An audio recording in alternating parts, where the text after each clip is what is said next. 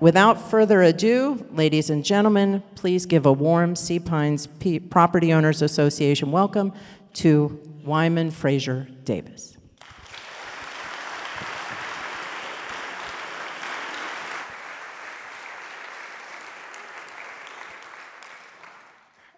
Greetings. I am delighted to be here with you tonight to talk about my dad, Charles Fraser. And yes, thank you to Bobby Hottie. He had been on me for a while, and he pigeonholed me at this last Heritage when I was in a really good mood. It was like, you've got to agree to come. I'm like, okay, if you want to set it up, that's fine. I don't know a time in my life that I haven't known Bobby Hottie. He reminded me tonight that he started work for my dad when he was in 9th grade. And he sold my parents their house. Just so many connections, as many, many people in this room have with our family and through history, and many of you who have your own stories. The stories go on and on. And also a thank you to Lori Wellenhoff. She's been terrific. I really appreciate the kindness, the welcome, the working with me, and from coming in from out of town and just giving me a lay of the land before I came. She did not say that this would be full, so I'm glad everybody is here tonight. And I want to say a special thank you to the Sea Pines property owners. You have made Sea Pines what it is today. This community gave my father tremendous joy.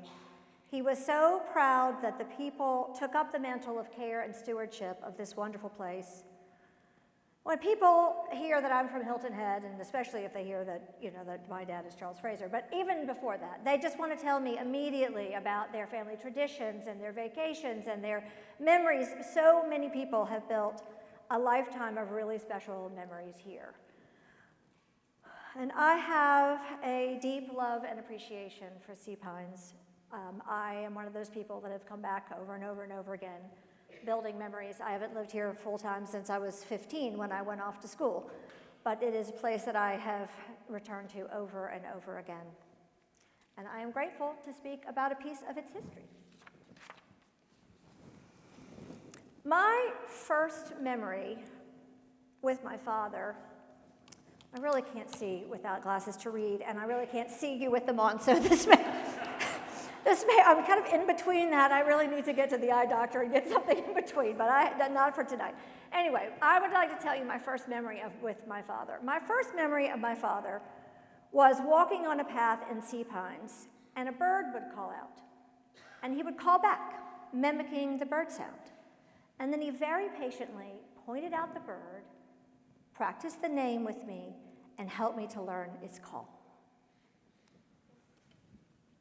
Canvasback, ruddy turnstone, green heron, sandhill crane, wood ibis, oyster catcher, laughing gull, spotted sandpiper, whistling swan, red cardinal, surf scooter, snowy egret, black skimmer, royal tern, piping plover, gray widgeon, marsh wren, seaside sparrow, green-winged teal, cedar waxwing, bald eagle, belted kingfisher, painted bunting, black duck, brown pelican. Glad. Sound familiar? These are the road names in order from the original Sea Pines Gate to the south end of Hilton Head. Before there were bicycle trails, before there was a lighthouse, before there was the Heritage Golf Tournament, there were brown wooden signs naming the birds. Dad loved signs. When you would drive with him to the airport, he would point out how the signage could be better. He did notoriously get lost when he was driving or miss his turn, and it's not really because the signs weren't okay, although sometimes they weren't. It was that he was so distracted by everything and his thoughts or what he was seeing or who he was talking to that he was a terrible driver. He loved maps too. all kinds of maps. He collected them, he framed them, he put them on our walls at home. The other night, I was watching Ken Burns' new documentary on the Revolutionary War, and there was a quote that jumped out at me, and I, of course, got up and wrote it down, which is what Dad would have done. And it said, "We often see maps as benign, as descriptive, as without argument, but they're aspirational in many ways. They're an argument rather than a conclusion." Take a close look. This map is a road map to the community, literally and figuratively. The bird names, the tree names, the plantation roads, the ruins, and eventually the people, each name on a green mailbox blending into the whole. Why the birds? To answer that, I want to tell you a few stories about Dad's childhood, and then we'll move to the period from 1950 to 1956, the time between Dad's first visit to Hilton Head and the founding of the Sea Pines Company. This early period, 1950 to 1956, isn't talked about all that much, yet I believe that it is the time where everything came together, and with a staggering level of prescience, convinced Dad that he had to build a different future, both for himself and for Hilton Head. These are the years when my father fell in love with Hilton Head and then asked the question that would define his life. How do you open a place to people without losing the majesty that makes it worth sharing? Growing up in Hinesville, Dad had endless time to explore the woods. His father, my grandfather, ran a timber business when he wasn't away at war, which was a lot. He went to World War I in the cavalry because he was a phenomenal horseman, as well as a football player at the University of Georgia. Just a fun fact, his commanding officer and lifelong friend was Harry Truman. So Dad was not athletic like his father. He could be found reading books, law books in particular, under a tree while his friends were off playing football. But he was an avid Boy Scout. One of his badges was bird study. He learned habitat, conservation, field notes, and that's where he truly learned to talk to the birds. And during World War II, when his father became a colonel, the youngest one in the Army, which is symbolized by an eagle, Dad wrote to him, "I have an eagle now, too." He had made Eagle Scout. He was 16. The year was 1945.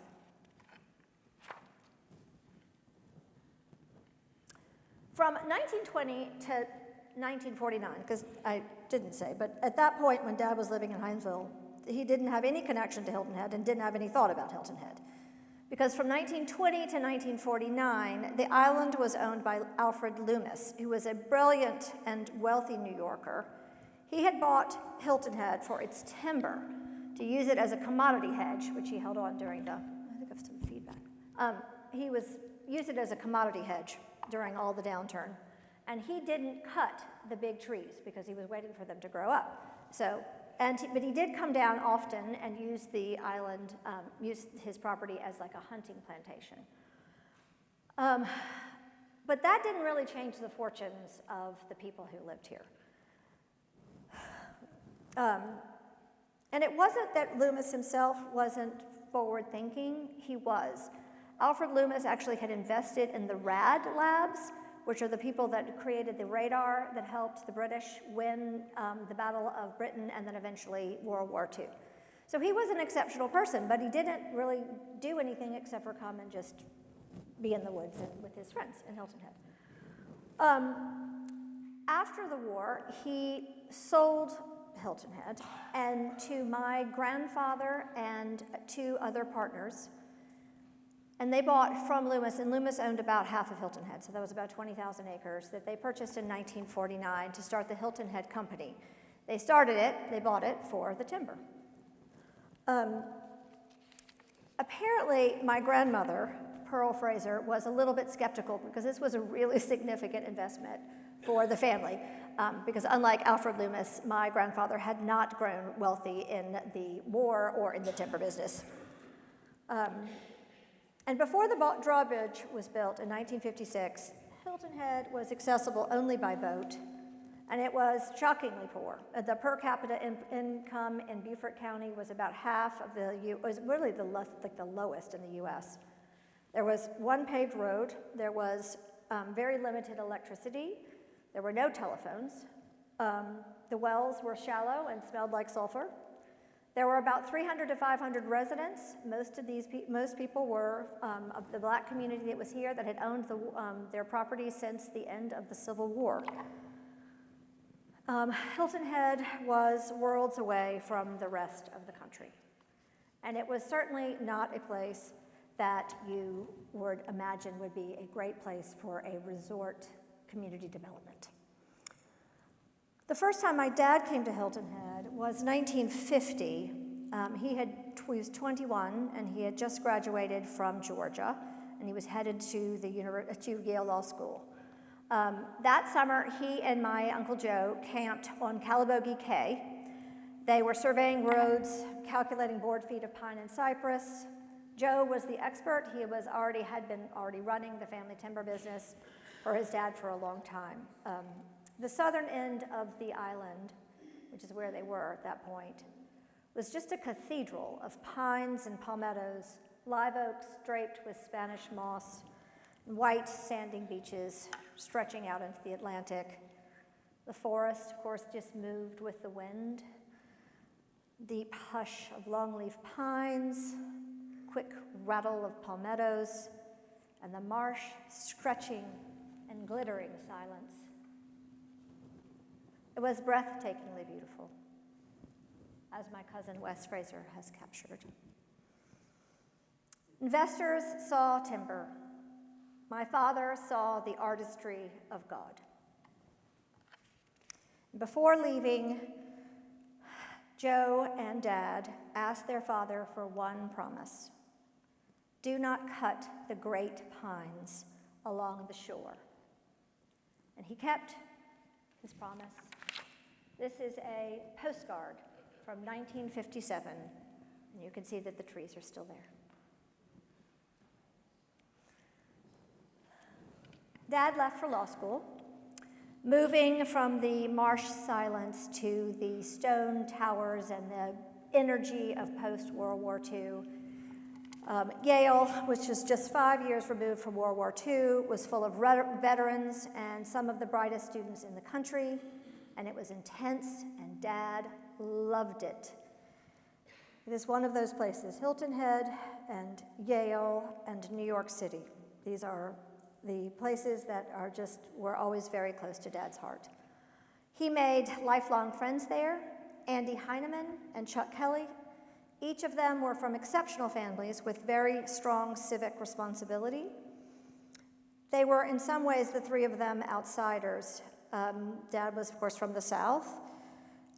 Chuck Kelly was from the Midwest, from Minneapolis. He had arrived at Yale on his family's Pullman car.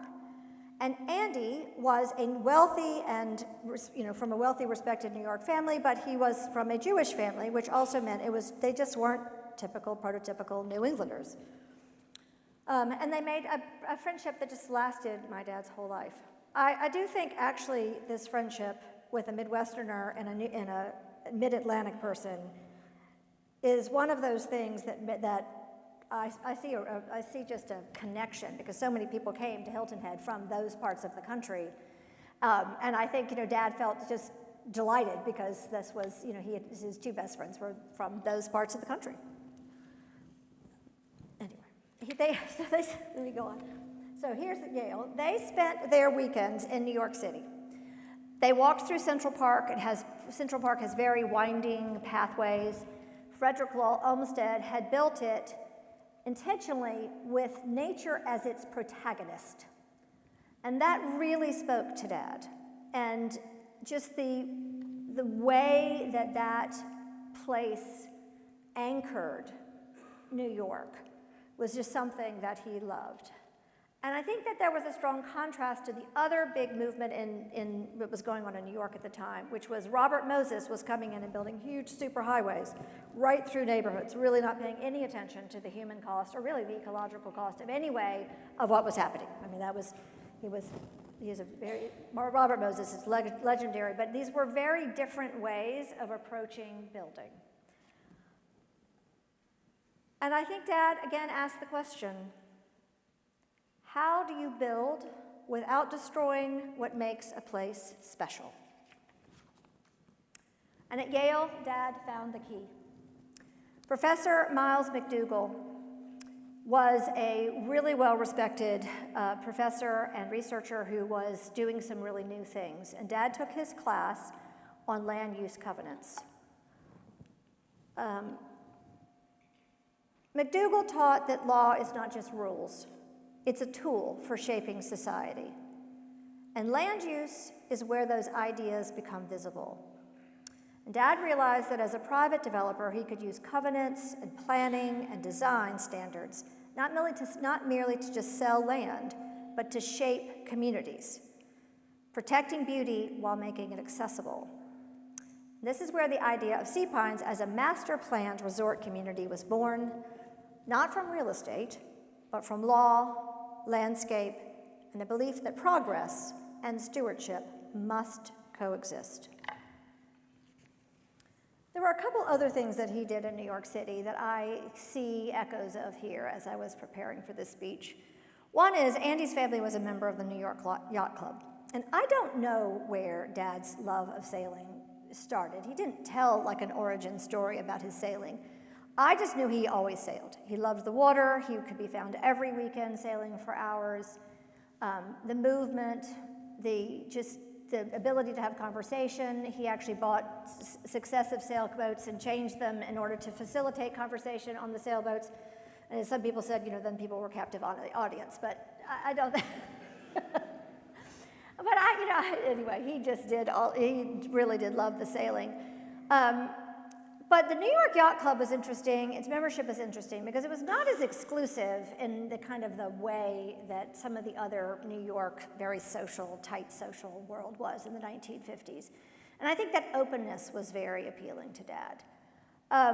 He also was observing how much kind of golf, and Alfred Lubens's brother-in-law was a member of the Lynx Club. And so, there was which didn't have a golf course in the city, but that's where you could just talk about, what golf meant as a conversation, what it meant to build community, kind of golf as something more than just the sport, which I think he just kind of, took that in because, again, my father wasn't an athlete. He didn't really play tennis. He didn't really play golf. He didn't play football. All of these things. He didn't talk about football. But so, you kind of think, what would have interested him about golf? And then the last one was the Metropolitan Club, which he became a member of and stayed until the end of his life, returning often, over and over again to New York after he came back to the South. My mother said that was their getaway. It was where he took us growing up. But it itself was an interesting kind of club because it had been built because back in the 1880s or 90s, the New Yorkers at the top of the thing were snobby then, and so J.P. Morgan built his own club. So, it's another one of those, and Dad always told us that story. He was always like, it was always something about like, don't just try to be in the thing that everybody else wants to be in that they're trying to keep you out of. Just go build your own. So he did. Okay, so the crucial years are, let's see, it was, that is my dad in this era. In 1953 to 1956, Dad left Yale, and he did not come down to Hilton Head. They did not start a real estate development. He went to Augusta, Georgia, and was a lawyer in a prominent Augusta law firm. But he was still running back and forth and talking about Hilton Head and thinking about Hilton Head, and his partners asked him to please make a choice. Either, you're all in on this law profession or you're all in on Hilton Head, but this split time thing is just not going to work out. And Dad didn't actually make that choice. He went to join the Air Force, actually. His father had been called back up again for the Korean War. Now he was a 2-star general, and he was the commander of the Eastern Seaboard, and Dad went to work in the Pentagon for 2 years during the war, which is another place that he would have seen the dynamism that was occurring in the Mid-Atlantic. That would have been very adjacent to the Marshall Plan and the rebuilding of Europe. and a lot of things that were going on, a lot of the energy, a lot of the change that was happening. By the time Dad left Washington, D.C., he understood clearly what was coming. Highways, air conditioning, mosquito control, modern travel, military retirees, CEOs from all the corporations that have been building and moving everybody from place to place. I know that there are, I can see one person in the room, I know for sure that that was the story. They came here because people had moved so much in the beginning, in this time period, there wasn't a place really to call home or to go home to. People wanted a place that was wonderful, they wanted to relax, they wanted to enjoy what they were doing. Now, again, sea ponds didn't exist at this point, but this movement was happening. There were also tariffs. I don't know if you realize this, but the South had been kind of cut off by the rest of the country by restrictive tariffs that made it more expensive to send finished goods north than to send it south. Like in every conceivable way, the South was its own place, very much disconnected from the rest of the country and very much lost in time. And what was going to happen was that this is not going to stay this way. There was just no way. There was every effort to integrate the country with the Eisenhower road system. Highway 17 was built. They removed the tariffs. They built and expanded the bases in the South. Fort Stewart, where my grandfather had been in charge, doubled in size during the war. Things were changing. And it was changing fast. And the question is, what form would it take? Progress that displaced the communities and landscapes, or design on a human scale that conserved the habitat for birds and other creatures. Dad believed that the Fraser family could shape this change. He did not go back to the law firm. With his family's extensive help and blessing, in 1956, the Sea Pines Company was born. Dad believed he had the elements to answer the question, how do we steward this beauty while welcoming others to it? His answer was build the first ever master planned community resort. I was really thinking about this. They were talking about building like a whole town, like a whole place, whole cloth, out of nothing. And I don't think, and now I'm going off script, this is not part of the family lore or the family legend, this is my just thinking about it. General Fraser had to understand what that meant. He had run the base at Fort Stewart. He was in charge of the Hinesville for years and years and years. He had been directing large-scale projects and work in Europe for all during the war. He was also a very courageous person. He had been tasked with some impossible things in World War II and had pulled them off when other people were not, when he wasn't expected to. In some of the other wars, he'd been deeply innovative, and they were like, when he started, he was in the cavalry, and then they immediately had to figure out how to be anti-aircraft. So he kind of knew how to, like, you sometimes had to just invent on the fly. But you needed, in order to build a community, you needed a lot of people. But I was thinking about that, and I thought, why did my grandfather decide to take a risk on this idea with his family's property? And I think that my grandfather believed that my father had the ability to communicate this vision and this idea, and that taking risks was worth it. He was a man of exceptionally deep faith, which he had passed on to both Papa Joe and my father. My Uncle Joe had already proven that he was incredibly capable of running things. He had been running the businesses for the timber business for the longest time. So they had different strengths, my father and my uncle. But both of them had the kind of strengths that I think my grandfather just looked at and said, I think you could do this. Dad didn't make something up. It was a well thought out plan, actually. that came from a lot of places, and Dad had this ability to communicate. But again, all of this was just a great idea. I think we can move on to like the picture. Oh, there's another one, right? All of this was a great idea, except you had to have people come. People had to come, or it would not have worked. Engineers, architects, teachers, firemen,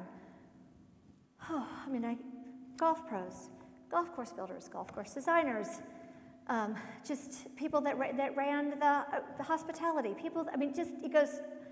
If I start, I shouldn't have started, because everyone's going to go raise their hand and say, okay, I did this part. So, I did this part. We're at Bobby Hottie in real estate. Everybody had a part. There was no way for this to happen without the buy-in of the people who came to visit for the first time, who came to visit, who came back, who bought property, who decided to then actually relocate here when there still wasn't very much here in the beginning, and to just be a part. And I think that's one of the strengths that I noticed in my father always. Just this ability to connect with people. This ability to tell them a plan and a vision, and to listen to someone's interest and then actually go, oh, and you should do, and he would basically give them 10 lifetimes worth of work to do in that hour that they had sat together and suggested, and his own general idea was, just go do it. Now, one of my favorite stories doesn't have to do with sea pines, but it's still it is a good story. There was a man named Craig Venter who had come down to Hilton Head for Renaissance weekends, and Dad had known him for a while, and they were talking. And Craig was about to go off on a long sailing trip, and he had this idea, and his idea was to map the human genome. Now, my father read so widely, he didn't just read about real estate, he read about everything, that he knew deeply about the whole possibility of the Human Genome Project and where it was in time and what might possibly be coming and what needed to happen for it to move forward. And he really just basically said to Craig Venter, just do it. And Craig Venter did, and he mapped the human genome. So Dad had this ability to just people are wavering, or I have this idea, or I have this whatever, and Dad would be like, go do it. And so that ability, this was not a let me do this and I'm the only one. People came and they wanted to do what had been done in Sea Pines, in other projects on other parts of the island. They wanted to do them in other islands, other places. They wanted to do them in other countries, other parts of the country. He was always interested in talking about what he knew, how it worked, what he'd learned. He was really interested in helping everyone to just flourish and to do, and also to pass on this idea that he had about how you actually preserve a natural landscape and have people live in it. He was really an evangelist for this. But I think that it's that ability in some ways that has connected so many people to it. I do really believe that Dad understood that if he didn't, and he and the Frasers did not act when they did, that Hilton Head, which was a very large island, was going to be like Myrtle Beach or Coney Island or God knows. And he did not want that. That was one thing. That was so deep in his heart to preserve the beauty of this place. Because he was not a real estate guy. He was a lawyer. And then he was in the military, and he could have kept both of those as his careers. And instead, he decided that he was going to come here and do this. So all that's well and fine, all this idea. But they really did need to have a master plan, which he got together with Sasaki to do, and then an aesthetic. So he did not want this to look like the Old South. That was not his interest. It was not going to rebuild the Old South. It was not going to, there's one road called Plantation Drive because that actually was the Plantation Drive. But he was really very interested in finding something new that kind of created this whole new, modern, disconnected from kind of time and place. He found that aesthetic in Northern California, in the area around Pebble Beach and all of that. There was a lot of modern wood architecture there, and that became kind of the look. It also worked to do what he wanted to do, which was from Olmsted's idea, which is to make nature the protagonist here. So in some ways, that was the solution which they went finding. He also wanted to make sure that they didn't make the same mistakes everybody else did, and because he was such a researcher always, He actually got in the car and drove up and down the East Coast and talked to anyone who would talk to them about, what did you do? Why did you do it? What would you do differently? How can we make this better? And they put all of that into this plan that they did with Sasaki to kind of put all the things in. Some of the roads, you may have heard this part, but the reason all of those bird roads are back 7 or 8 layers is that, he went to Ponte Vedra. And in Ponte Vedra, you could see one big, beautiful house right on the beach. And then right on the other side, in those days, right on the other side of the street was like a trailer. It's like, people will buy the oceanfront, but it's just cut off. And he didn't want to do that. And so that was kind of where they came into this idea of pulling way back and creating the beach roads. And then also, one of the innovations is all of those beach access points all the way down between the roads, so that even if you had a house or a villa or something somewhere else, or riding your bike or going for a walk, you had just constant access to the ocean. So that was a kind of a way to bring it in. Another way to kind of expand the ability to walk through nature and walk through trees was, of course, the design of golf courses, which Dad knew that people really loved. They connected over. This was a kind of a place that was connecting. He knew that golf was kind of on the horizon. I mean, he'd seen it in the big private clubs, but also in military bases. Because again, a lot of people that came in the early days were retired military, and they'd had golf courses, and of course Pebble Beach had a public golf course. So it was world class but public. So some of those things I think went into this design aesthetic that Dad did. Let's see.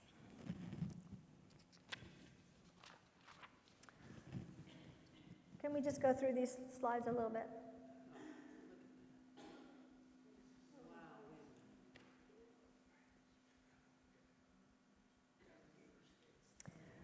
The gate wasn't a gate in the beginning, right? It wasn't. It was an entrance. It wasn't a gate. They actually didn't put the gate in for a long time, and Dad says the reason they put the gate in was to keep out poachers.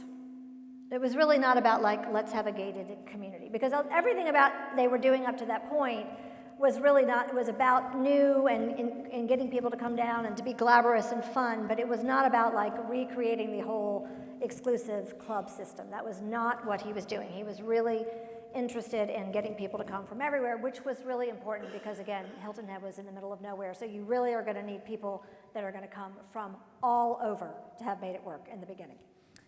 And let's go to the next slide. I was lucky enough to go for the ride.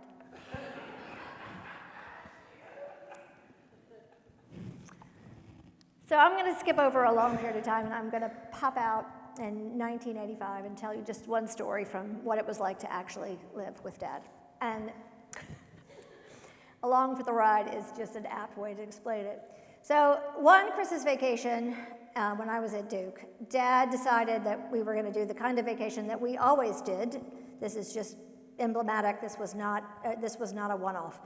So Dad had a plan for us to go to 2 cities in California, 2 islands in Hawaii. He wanted to see, we drove on that really treacherous road in Maui. So we went first to the Big Island to see a really good friend of his from Yale. And then we went over to Maui, and we took that terrible road. I think there's probably a road now, but back then there was not a road. It was just treacherous. But I don't think Dad was afraid of treacherous roads because he'd been down here through all of this. Although, again, he was a terrible driver. But so we went to the backside of it because Rosewood had just actually built something, a world-class place in a part of the island that people didn't do. So he had before every vacation, Dad basically had this big list of all the things that were new, any project, any re-city project. I mean, we went to see them all. We went to see the New York waterfront. We went to see the Baltimore waterfront. We went to see Faneuil Hall. I'm going to stop because if it was new and interesting, we went. So we did the 2 islands. Then we went to Australia.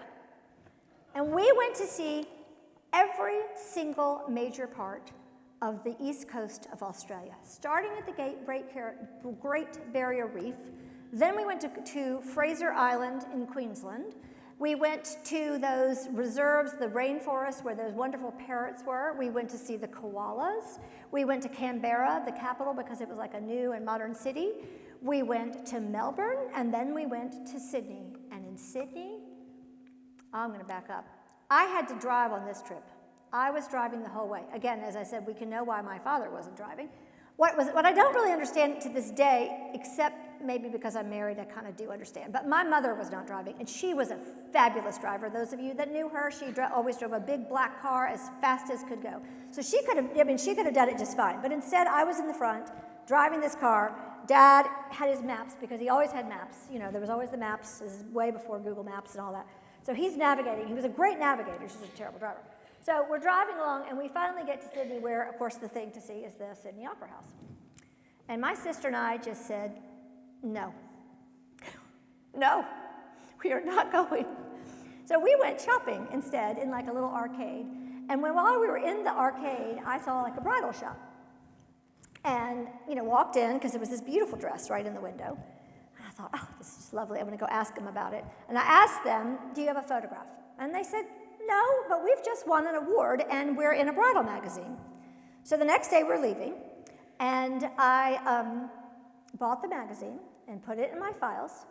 And 4 years later, Paul Davis asked me to marry him.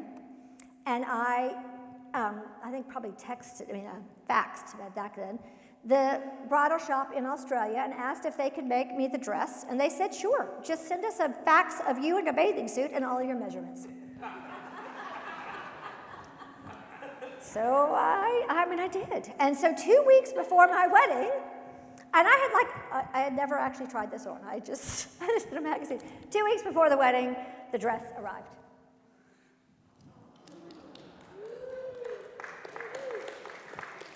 Ruthie Edwards did the flowers. Yeah, so anyway, so that was the wedding. And so about this period of time, Dad had been looking on with envy. I don't really like to use that word, but I can't find a better one, to his older brother. Because Joe had been a grandfather for a while now.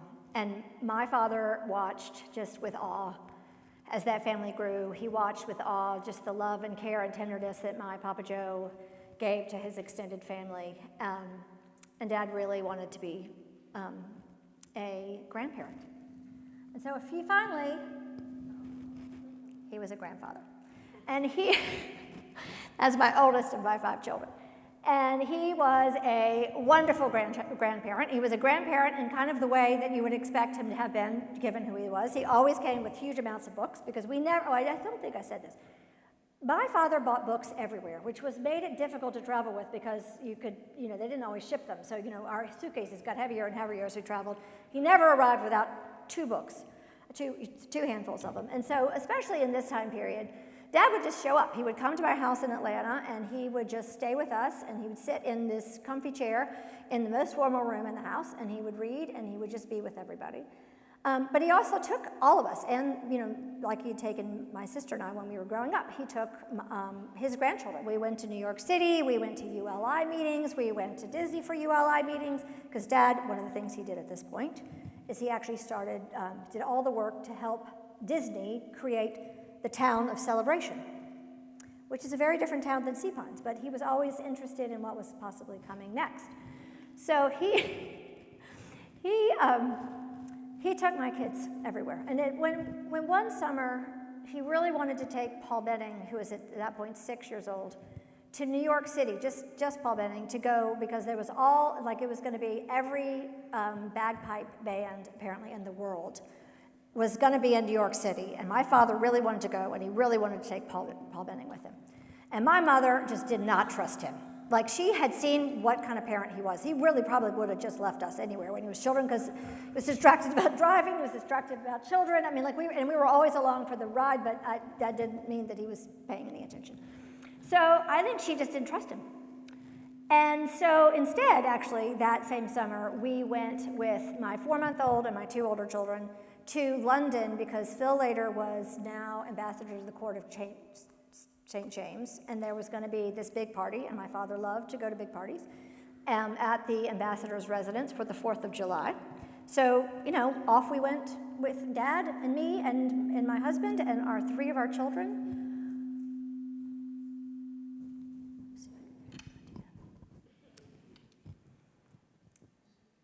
And he also really traveled with me during a really difficult time.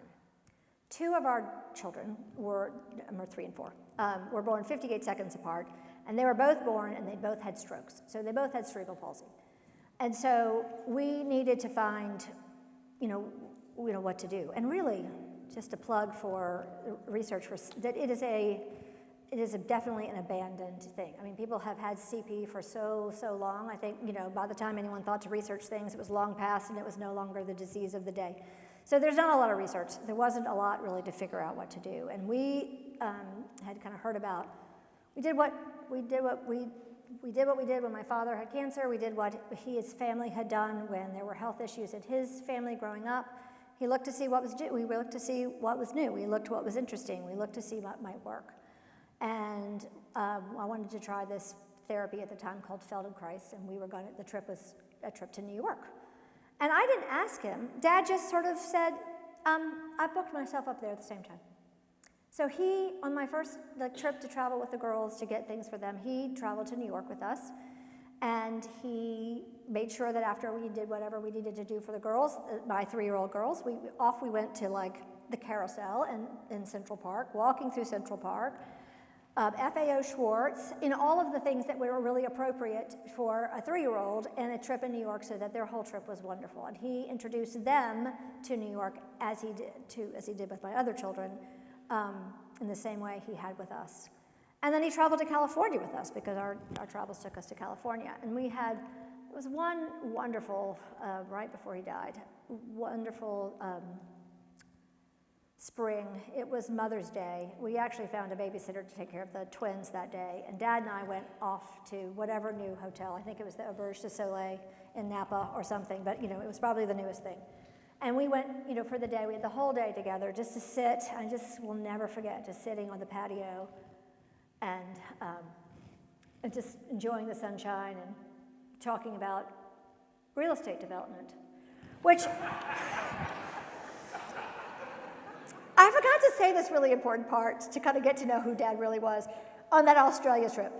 My father never talked about small talk. We did not talk about the weather. We did not, unless it was a hurricane was coming and we had to plan. We did not talk about the weather. We did not talk about football. We did not talk about everyday life. We talked about real estate or ideas. So in Australia, breakfast, lunch, and dinner, whatever we'd seen the day before or the hour before, we had to discuss how that might be integrated into communities and everything else, which is actually probably why my sister and I had said, we are not going to do this anymore. So we did do that, but at that point it was just great to be with Dad. But I'd like to just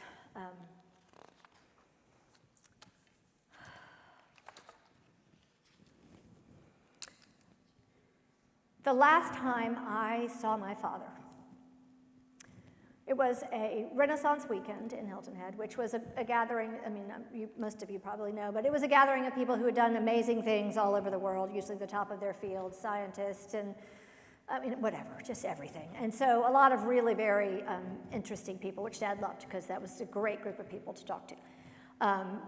And so, as was always the case, there was sort of a smaller party that we hosted as a family in a home.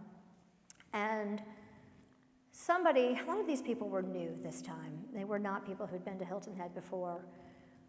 And somebody at the table asked my father how it all began. And my mother was standing there, and she draped her arms over my father's neck like this. And the two of them began to talk, back and forth, weaving the story of everything that it took to build Sea Pines, the people, just every bit of it. And my dad was one of the most electrifying speakers. And so really very quickly, in any conversation, but especially here, everybody that was there just turned. They just turned their attention, and you could have heard a pin drop. The love for this place, the love that my parents had for this place, the wonder that it all had worked, that it still was, that all of these ideas, I mean, they had no idea. Dad had no idea in 1956, and my mother really didn't know what she was getting into in 1963 when she came. So, I mean, you know, they just had such deep joy in the telling.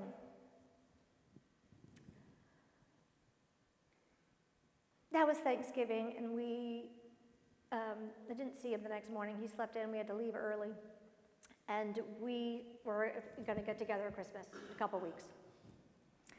But they had a trip to the Turks and Caicos planned in between. And every night my mother would call and tell me what they did. So, you know, she was just call and check in, because my mother called and checked in multiple times a day, my whole life, which was wonderful. So she called, and it was like the last night they were coming home the next day.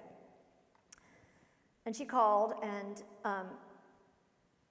but again, if you knew my mother, there was something about her voice when she talked in a certain way. And she's like, Wyman? And at first I didn't grasp it, and then I was trying to pay the babysitter and get in the house. Wyman. And I knew to listen. Wyman, we went out today on a boat. Your dad was trying to see the coast of the Turks and Caicos. And the boat blew up. I'm like, what? What? Wyman, your father is with Jesus. And I just cried. And my littlest one, he was 2, not quite 2, he came out of the bed. I still remember this. And because he was the only one that could hear me, and he just put his little fat arms right around my legs. This one has grown up to be a naval officer, so I think in some ways he's still trying to protect his mama. And about a week later, well, maybe less than a week later, we were preparing for his funeral. I was working with Holland Clark to put together the service. Everybody was coming in. Everyone was going to tell the stories. But I was struggling to express what I knew my father's was a deep connection to God. Because he didn't evangelize in words. He evangelized in actions. He saved the Liberty Oak. He listened. He encouraged. He invested in people. Everyone I know has a story to say about how Dad gave them the full attention to do something. Thomas Halleck wrote, "A person's way of being human is the most authentic expression of their belief." Dad's way of being human was to love, to cherish, to encourage, and protect all who came into his orbit. This was rooted in a deep, unshakable faith in the providence of God. At 21, he yearned to conserve and share the beauty of the natural world, to find an equilibrium between preservation and development. He could have stayed a lawyer, he could have stayed in the military, but he felt called, truly called, to protect this gift and to share it widely, generously and passionately. And we are all the better for it. Thank you.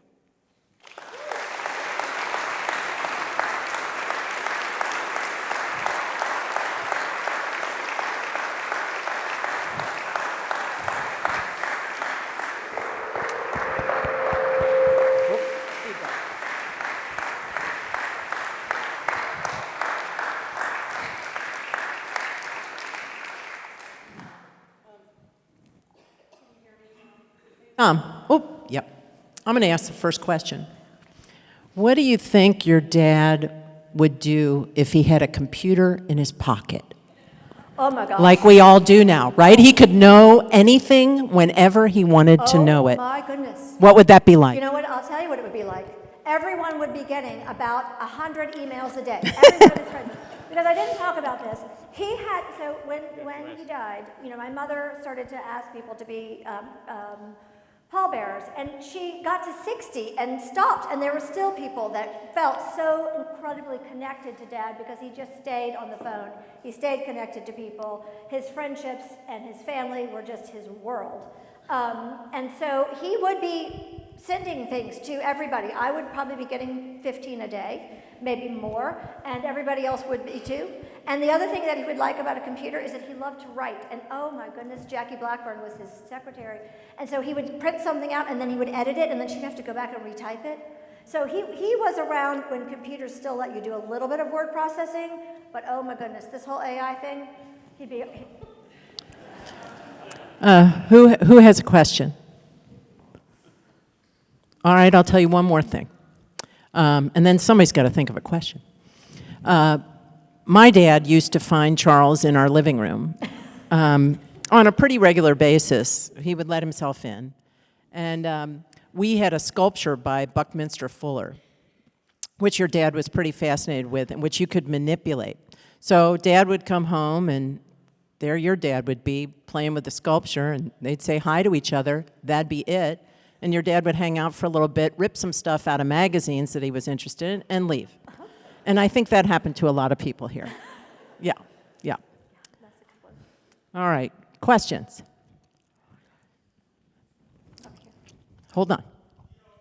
Oh, wait, no. Oh, you got to play by the rules. You're first. I'll bring the microphone to you if you raise your hand. I understand how he handled the conceptualization and the artistry of it. How did he handle the financial part of making it come to be? Well, first of all, this goes back to General Fraser. General Fraser actually lent him the money to buy this southern 5,000 acres from the family. And so then they had to bring in investors.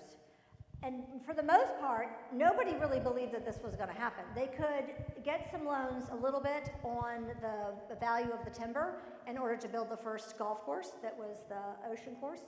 But really, no, that is part of the legend, is that, you know, it went to the people in Savannah and everybody else, and people were like, no one is ever going to go there. Like, this is just not going to happen. So they didn't want to lend him money. There were some people kind of early on, which... that were in the manufacturing business in the upstate of South Carolina, the Self family. And they came down and they invested money in exchange for land and other things in order to build some other golf courses in Hilton Head. And in one of those trips, they brought down another manufacturing family from the Greenville area. And my father could charm anyone. I mean, he could talk to anyone, he could charm anyone. He was so charming. And he charmed my grandmother, and my grandmother, not Mother Pearl, my other grandmother, and they charmed each other, really. And so in this whole conversation, it was like, she basically told him that he needed to hire her daughter, Mary Stone, to come work for him. And she was working in Washington, D.C. at that point. And so he called up to,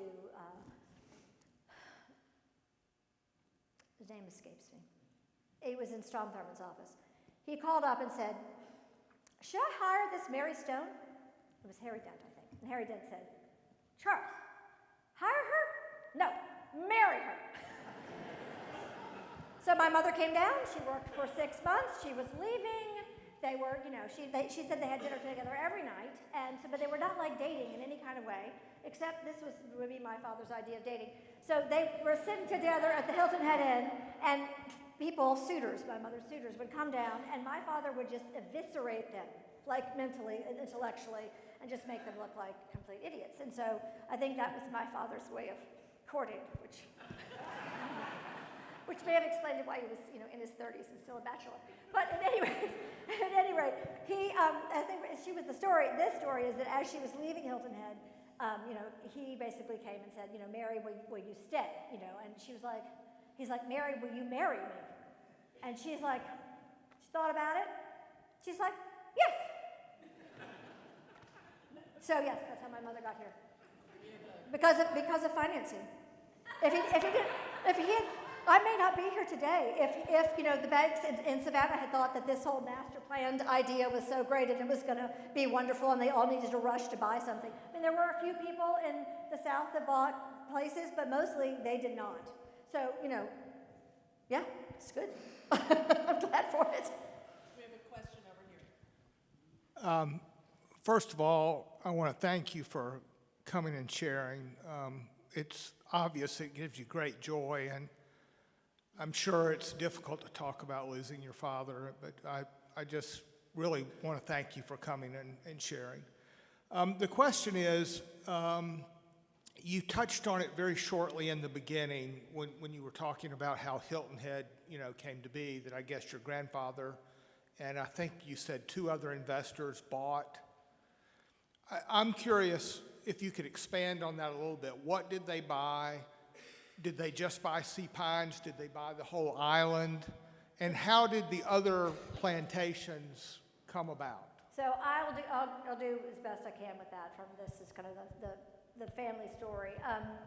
So General Fraser, Alfred Loomis had 20,000 acres. He went through a very difficult divorce. He sold it.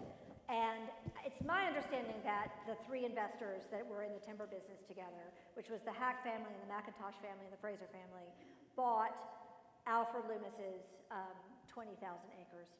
And so although I have read some things that say maybe they bought 8,000 acres to start, but it's eventually they bought his whole holdings, which was essentially a very large hunting preserve. And they bought it as a timber investment. And then when I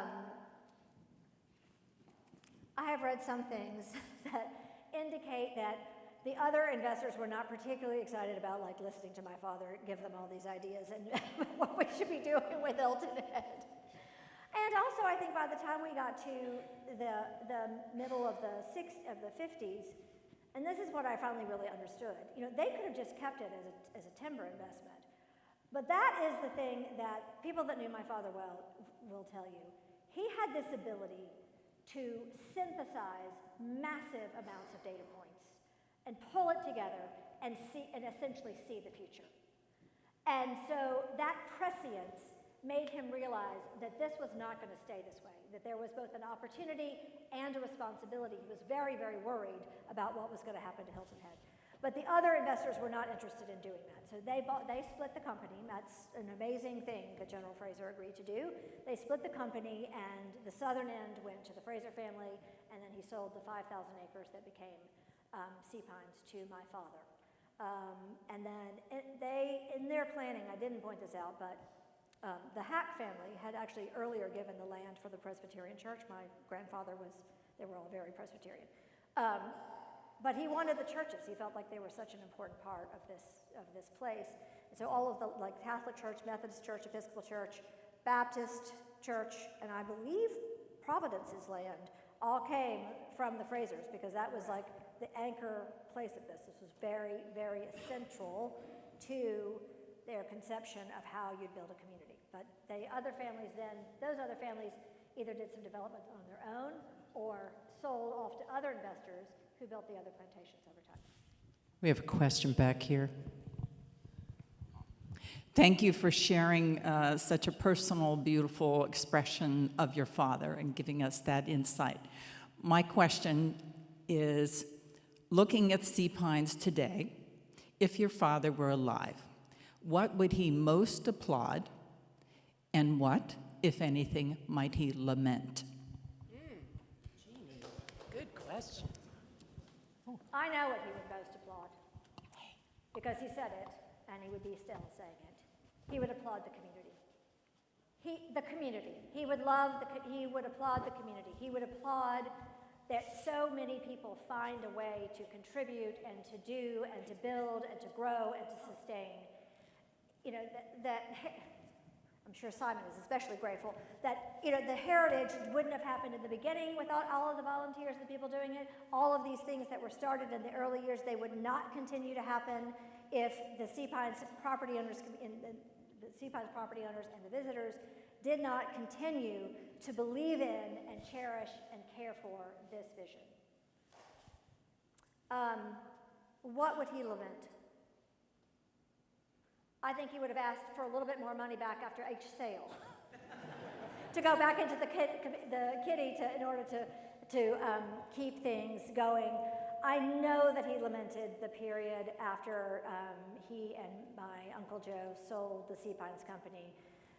The people that bought it did not treat it in the way that he expected, and that was a really difficult period for the island. And so the people that have stepped in since have made all the difference, but I know that was really heartbreaking for him. He just was not expecting for that to happen.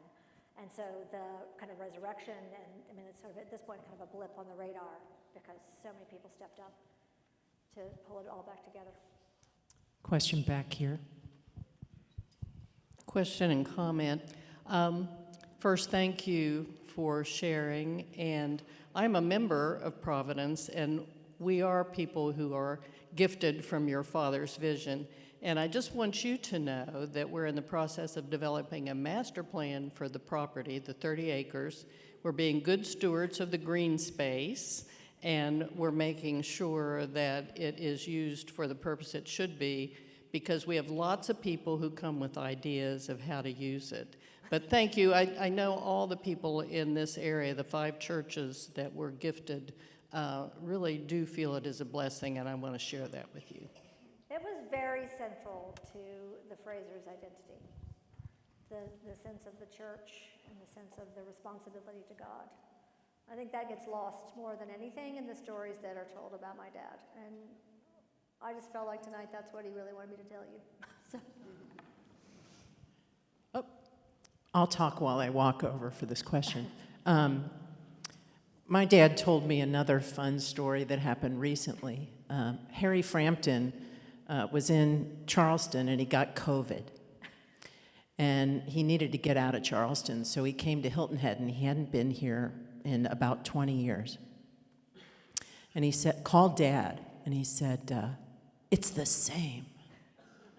He said, the vision, it's still there. He said, it hasn't changed. It's magic. So there you go from famous Harry Frampton. Okay? My wife, Wendy, worked here for part-time for a couple of years and then full-time for 3 years. Like I'm sure many of you in the room experienced those early years at Sea Pines. And we got married here in 1975, but I remember the culture of this place and how much fun it was, or seemed how much fun it was, to work with your dad, who was very accessible and didn't have a lot of experience in running what became really a big organization. But the question I have is, other than that, obviously that the regret about the sale, that initial sale, to perhaps the wrong people, did your dad ever share with you any regrets of things he wanted to do, he would have done differently? So first of all, I'm sorry, go ahead. Either big or small in terms of the development Okay, so itself. I'm just going to actually say, the first thing about my father is he was a perpetual optimist, and he did not spend time with regret. That was not really what he spent a lot of time talking about. So I didn't really hear that from him. I think he would encourage everybody to continue to be think about resiliency, think about the future. He would always be asking people to, like, what do you think is coming in the next 30 years? What do you do to prepare for it? How do you kind of think what's going, and not just let things come to you, but to be out there in front of it, trying to continue to do what needs to be done to build resiliency. Questions? Okay. Wyman, unbelievable, marvelous. Yeah.